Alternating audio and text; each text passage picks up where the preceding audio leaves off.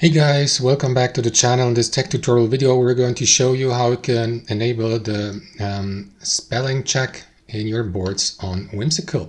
So let us dive into this, right? So navigate to your board here inside your workspace on Whimsical, and then next to your board name at the top you will see that small arrow down icon labeled as Board Actions. Click into it.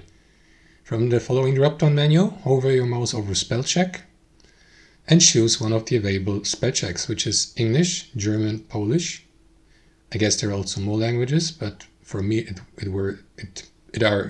it's these three languages. Sorry. You may click into settings here as well. And then, for example, there you have it. Click into language here and add more languages to that spelling, like, I don't know, Romanian, Portuguese, Modern Greek, and so on and so forth. You can add it to your dictionary here as well. That should be, or that you intend to be excluded from the spell check. So if you, I don't know, if the spell check labels a word as a mistake, grammar or spelling mistakes, and it's in fact not a mistake, or if you want to keep it. So that's how you do it, guys. Let me turn off the spell check, return to the previous menu, and that's how you do it. Thanks for watching. Hope you enjoyed it, got some real value from it, and we catch you later.